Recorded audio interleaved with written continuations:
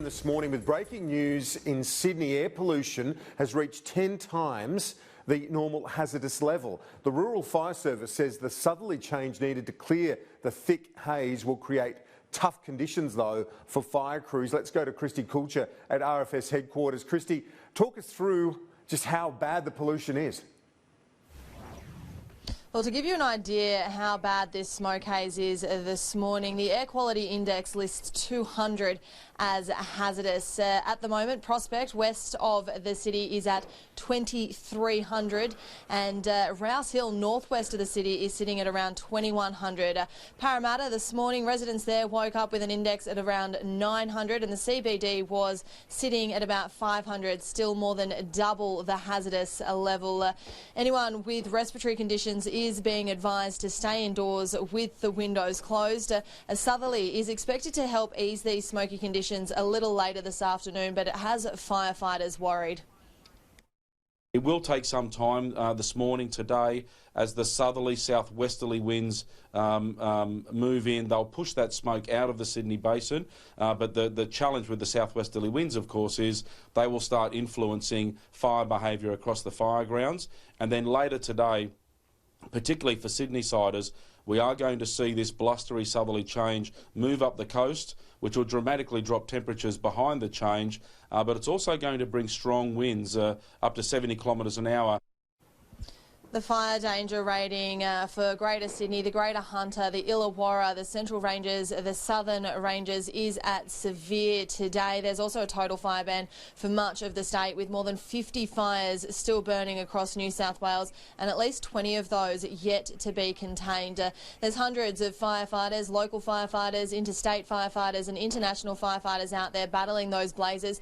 As we mentioned before, the winds today are going to be a massive concern, but there's a heat wave that's predicted to come in on Thursday. That could also cause issues for firefighters and people in those fire-affected communities. Thanks, Qld. In Queensland, high temperatures are also causing some problems for firefighters across that state. Toowoomba forecast to reach 36 degrees. 70 fires are burning across Queensland, with blazes at Mount Lindsay, Tyrone and Peachy currently at watch and act levels. Toowoomba Region Mayor Paul Antonio has described conditions as a perfect storm. It comes after the Peachy fire flared up yesterday to an emergency warning level, forcing residents to flee their homes. A total fire ban is in place across South Australia as well, ahead of catastrophic fire conditions tomorrow. Emily Burley is with us from the Country Fire Service headquarters. Emily, this is precautionary at the moment, but fire authorities are concerned. That's right. It's not unusual for fire authorities to issue a total fire ban on days of extreme fire danger, but it is unusual for them to issue a statewide total fire ban ahead of those conditions. They say by doing this, they hope people realise just how serious the fire threat is going to be tomorrow. Now, today we are experiencing more of that hot, dry weather, but tomorrow is going to be even hotter with strong winds added to the mix. We see very windy conditions, 50 to 60 km/h.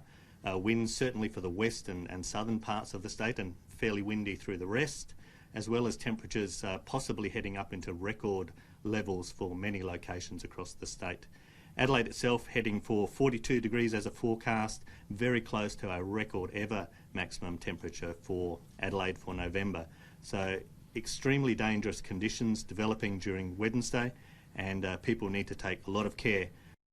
Now, those conditions have prompted fire authorities to issue catastrophic fire danger in parts of the state. The rest of the state still extreme and severe fire danger. As we've said, a total fire ban is in place across the whole of the state today. Today, the focus will very much be on controlling fires that are already burning, putting them out and preventing further outbreaks. Now, the Country Fire Service and their Chief Officer, Mark Jones, is urging people to get ready now.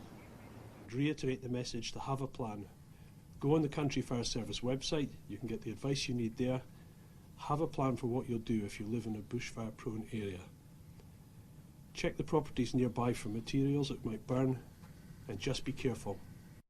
At the moment, there are a couple of grass fires, small grass fires burning across the state. All but one of those are controlled at the moment. That could well change later today and into tomorrow. But because that fire threat is statewide, fire authorities say they can't physically be present in every corner of the state. So even people in those areas of lower fire threat are asked to be very much on high alert.